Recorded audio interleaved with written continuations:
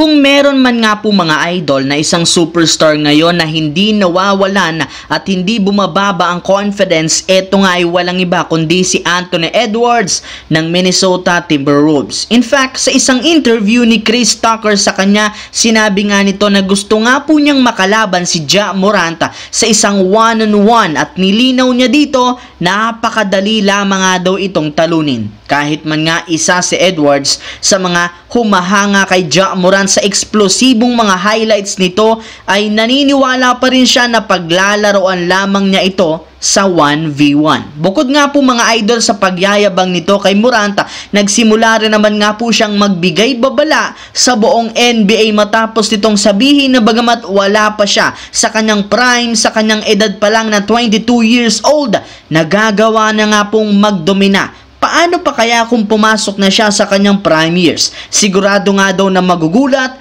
ang buong NBA sa kanyang magagawa sa loob ng court. Samantala, simula nga po ng papirmahin ng Los Angeles Lakers si Christian Coloco ng two-way contract, marami nga po sa kanilang mga fans at analyst ang excited since magkakaroon na si Anthony Davis ng isang bagong katandem. Siyempre, grabe nga po ang pangha-hype na ibinigay noon ng mga fans sa kanya. Bukod sa kanyang big man skills, meron rin naman nga itong dissenting handles at mid-range shooting. Kaya sigurado nga pong mapapa-improve nito ng husto ang kanilang Twin Tower. Ngunit makalipas ang ilang linggo mula nang pumirma ito, marami nga po ang nagtatanong, bakit hindi pa ito naglalaro hanggang sa ngayon? Well, para nga po sa mga hindi dyan nakakaalam, as of today, hindi pa rin siya binibigyan ng NBA ng clearance na makapaglaro. May lumabas nga pong balita ngayon na malabo rin naman nga talaga itong payagan ng liga, gayong kung gusto nila,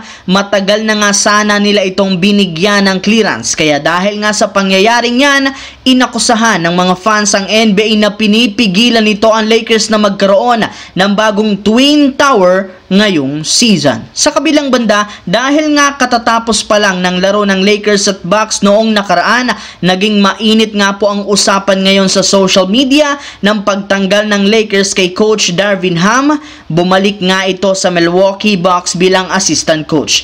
Maging si Coach Doc Rivers hindi nakaligtas sa pagtatanong ng media kung ano ang kanyang opinyon. At ayon sa kanya, hindi pa rin naman nga po niya maintindihan bakit tinanggal ng Lakers si Coach Darvin Ham since dinala rin naman nga po niya ang kanyang team sa Western Conference Finals at nakuha pa nito ang tropeo sa nakalipas na in-season tournament. Kaya nonsense para sa kanya ang pagsisante dito. Maging mismong si Coach Darvin Ham sinabi na bagamat maraming may galit sa kanya ngayon matapos ang kanyang naging stint, aminado nga ito naging successful ang kanyang pagiging head coach sa Lakers dahil ginawa rin naman niya ang lahat ng kanyang makakaya upang manalo, sadyang marami pa rin naman ang hindi nakaka-appreciate sa kanya.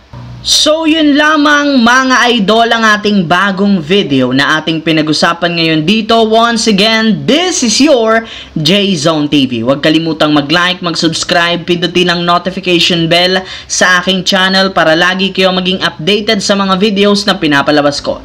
Isang malaking shoutout sa lahat mga idol. Maraming salamat po.